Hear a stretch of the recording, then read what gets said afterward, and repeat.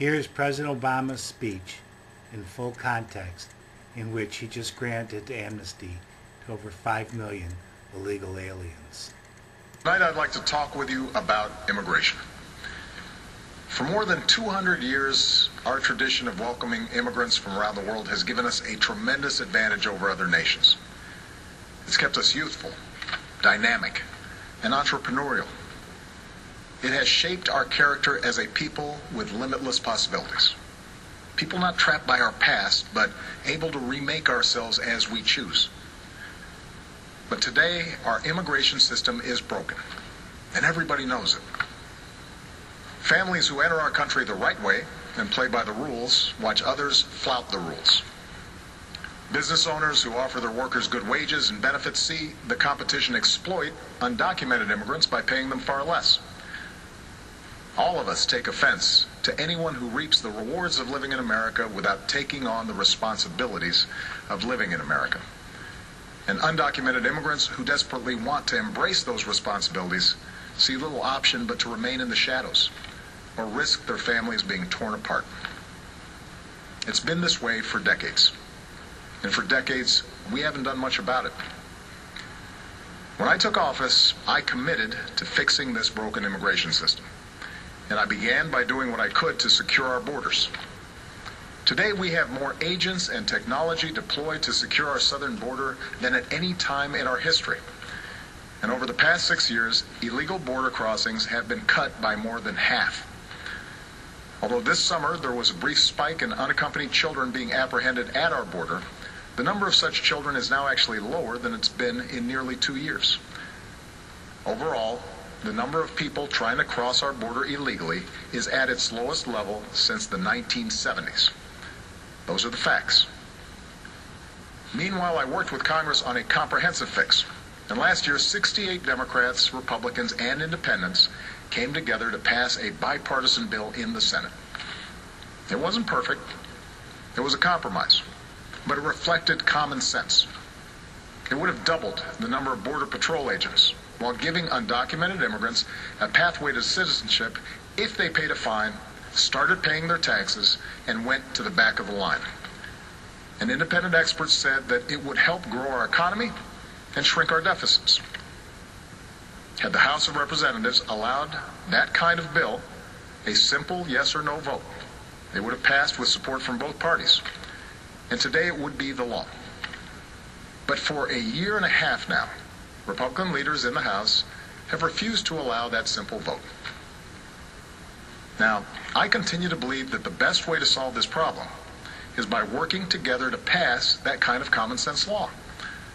But until that happens, there are actions I have the legal authority to take as president, the same kinds of actions taken by Democratic and Republican presidents before me, that will help make our immigration system more fair and more just. Tonight, I'm announcing those actions. First, we'll build on our progress at the border with additional resources for our law enforcement personnel so that they can stem the flow of illegal crossings and speed the return of those who do cross over. Second, I'll make it easier and faster for high-skilled immigrants, graduates, and entrepreneurs to stay and contribute to our economy, as so many business leaders have proposed. Third, we'll take steps to deal responsibly with the millions of undocumented immigrants who already live in our country. I want to say more about this third issue because it generates the most passion and controversy. Even as we are a nation of immigrants, we're also a nation of laws. Undocumented workers broke our immigration laws, and I believe that they must be held accountable, especially those who may be dangerous. That's why over the past 6 years, deportations of criminals are up 80%. And that's why we're going to keep focusing enforcement resources on actual threats to our security. Felons, not families.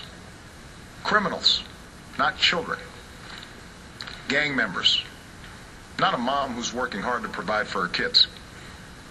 We'll prioritize, just like law enforcement does every day. But even as we focus on deporting criminals, the fact is millions of immigrants in every state, of every race and nationality, still live here illegally. And let's be honest, tracking down, rounding up, and deporting millions of people isn't realistic. Anyone who suggests otherwise isn't being straight with you. It's also not who we are as Americans. After all, most of these immigrants have been here a long time. They work hard, often in tough, low-paying jobs. They support their families. They worship at our churches. Many of their kids are American-born or spent most of their lives here. And their hopes, dreams, and patriotism are just like ours.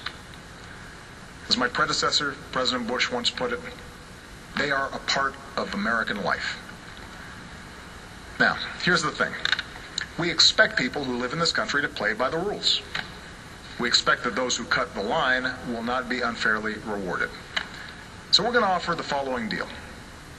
If you've been in America for more than 5 years, if you have children who are American citizens or legal residents, if you register, pass a criminal background check, and you're willing to pay your fair share of taxes, you'll be able to apply to stay in this country temporarily without fear of deportation. You can come out of the shadows and get right with the law. That's what this deal is. Now let's be clear about what it isn't. This deal does not apply to anyone who has come to this country recently. It does not apply to anyone who might come to America illegally in the future. It does not grant citizenship or the right to stay here permanently or offer the same benefits that citizens receive. Only Congress can do that. All we're saying is we're not going to deport you. I know some of the critics of this action call it amnesty. Well, it's not.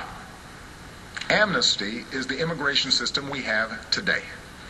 Millions of people who live here without paying their taxes or playing by the rules, while politicians use the issue to scare people and whip up votes at election time. That's the real amnesty, leaving this broken system the way it is. Mass amnesty would be unfair. Mass deportation would be both impossible and contrary to our character. What I'm describing is accountability, a common-sense middle ground approach. If you meet the criteria, you can come out of the shadows and get right with the law. If you're a criminal, you'll be deported.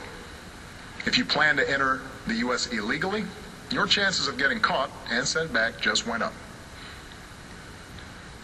The actions I'm taking are not only lawful, they're the kinds of actions taken by every single Republican president and every single Democratic president for the past half century.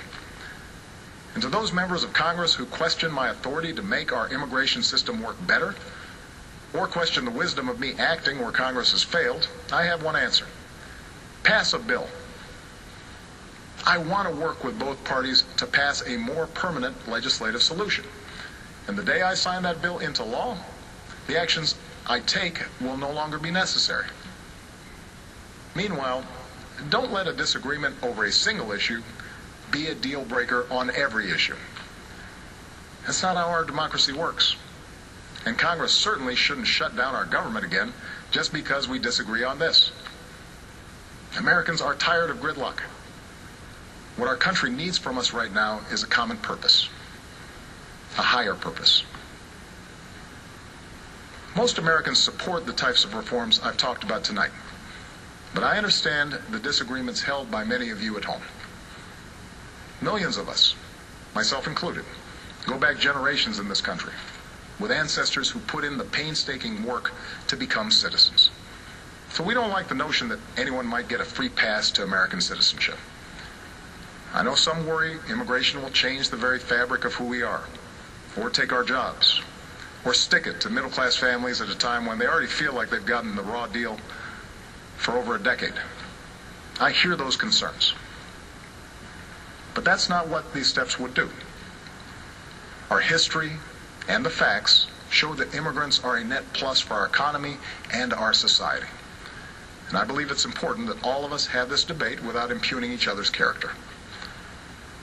Because for all the back and forth of Washington, we have to remember that this debate is about something bigger. It's about who we are as a country and who we want to be for future generations. Are we a nation that tolerates the hypocrisy of a system where workers who pick our fruit and make our beds never have a chance to get right with the law? Or are we a nation that gives them a chance to make amends, take responsibility, and give their kids a better future? Are we a nation that accepts the cruelty of ripping children from their parents' arms? Or are we a nation that values families and works together to keep them together? Are we a nation that educates the world's best and brightest in our universities only to send them home to create businesses in countries that compete against us? Or are we a nation that encourages them to stay and create jobs here, create businesses here, create industries right here in America? That's what this debate is all about. We need more than politics as usual when it comes to immigration. We need reasoned, thoughtful, compassionate debate that focuses on our hopes, not our fears. I know the politics of this issue are tough, but let me tell you why I have come to feel so strongly about it. Over the past years, I've seen the determination of immigrant fathers who worked 2 or 3 jobs without taking a dime from the government, and at risk any moment of losing it all, just to build a better life for their kids. I've seen the heartbreak and anxiety of children whose mothers might be taken away from them just because they didn't have the right papers. I've seen the courage of students who, except for the circumstances of their birth, are as American as Malia or Sasha. Students who bravely come out as undocumented in hopes they could make a difference in the country they love. These people, our neighbors, our classmates, our friends, they did not come here in search of a free ride or an easy life.